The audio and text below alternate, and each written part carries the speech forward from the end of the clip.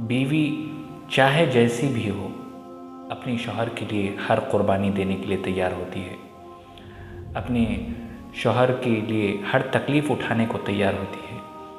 चाहे उसका शौहर सुबह ऑफ़िस जाओ तो उसके लिए नाश्ता बनाती है, उसके बच्चे स्कूल जाओ तो उनके लिए ब्रेकफास्ट का इंतज़ाम करती है, बच्चों को उठाती है, बच्चों को नाश्ता कराती है, फिर शौहर को उठाती है, शौहर को नाश्ता करवाती है, फिर बच्चों के लिए टिफ़िन का इंतज़ाम करती है, शौहर के लिए टिफ़िन का इंतज़ाम करती है।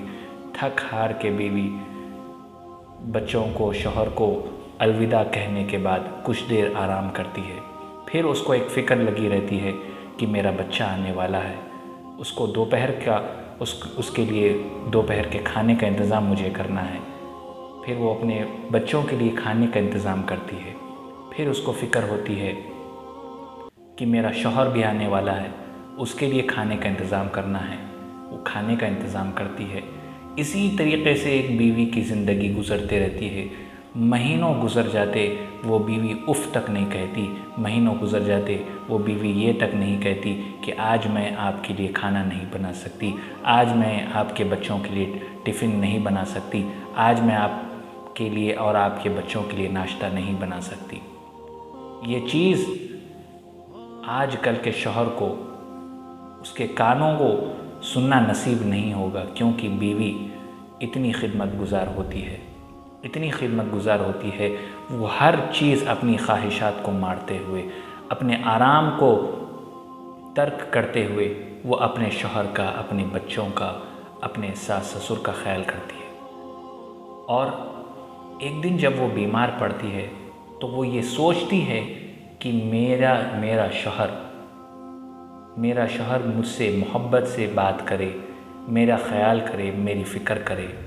वो ये सोचती है कि मैं बीमार होंगी कम से कम तो मेरा शौहर मेरा ख़याल रखेगा। क्या उसको हक़ नहीं है कि कोई उससे मोहब्बत करे? कोई से मुराद उसका शौहर उससे मोहब्बत करे, उसका शौहर उसका ख़याल रखे, बीमारी में उसका ख़याल रखे। जब हम बीमार होते हैं तो हमारी बीवियां हमारी कितनी खिदमत करती हैं, ये सोचने की आज हमको ज़रूरत है। जब हमारा बच्चा, हमारी बेटी, हमारा बेटा जब बीमार होता है तो वही हमारी बीवी ख़ुद आराम नहीं करके उस बच्चे की फ़िक्र करती है, और यहाँ तक की फ़िक्र करती है कि बच्चा जब रोए तो फ़ौरन उसको गोद में ले लेती है ताकि मेरा शौहर सुकून से सोए और उसकी नींद में कोई खलल ना आए। इस तरीक़े की फ़िक्र करती है बीवी। मेरे भाइयों, बुज़ुर्गों और दोस्तों, नेक बीवी अल्लाह ताला की तरफ से बहुत बड़ी नियामत है। अल्लाह के नबी सल्लल्लाहु अलैहि वसल्लम का फरमान है, नेक बीवी मोमिन के लिए जन्नत है, दुनिया में उसके लिए जन्नत है, दुनिया में उसके लिए जन्नत है। अपनी बीवी का ख़याल रखें, उसकी इज़्ज़त का ख़याल रखें, उसके जज्बात को जो है मरने ना दें, उसकी मोहब्बत का ख़याल रखें। जिस तरीक़े से वो आपके लिए और आपके बच्चों के लिए रात दिन खिदमत करती रहती है, हमको भी चाहिए कि हम अपनी बीवियों का ख़याल रखें, जहाँ तक हो सके ख़याल रखें। जब हम किसी के यहाँ ऑफ़िस में काम करते हैं या कोई जगह पर हम काम करते हैं तो महीना जब होता है तो हमको ये ख्वाहिश होती है कि अब फ़लाँ तारीख़ को जो है मेरा महीना होने वाला है, मुझे सैलरी मिलेगी, मुझे तनख्वाह मिलेगी, मैं उस तनख्वाह को लेकर घर जाऊंगा। ये हम ख्वाहिश रखते हैं, ये हम उम्मीद रखते हैं। लेकिन इसी तरीक़े से कई महीनों से हमारी बीवियां हमारी खिदमत में लगी होती हैं, हमारे बच्चों की खिदमत में लगी होती है, लेकिन एक मर्तबा वो अपने शौहर से नहीं कहती कि मैं आपकी और आपके बच्चों की खिदमत करती हूँ तो मुझे तनख्वाह के तौर पर इतने पैसे आप मुझे हर महीना दे दिया करें। कभी नहीं कहती, कोई बीवी अपने शौहर से ये अल्फाज नहीं कहती। वो इस चीज़ को फ़र्ज़ समझती है और फ़र्ज़ है कि अपने शौहर का ख़याल रखें, अपने बच्चों का ख़याल रखें। लेकिन जब वो बीमार होती है तब भी उसको ये फ़िक्र लगी रहती है कि मेरा शौहर खाना खाया नहीं खाया, मेरे बच्चे खाना खाए नहीं खाए।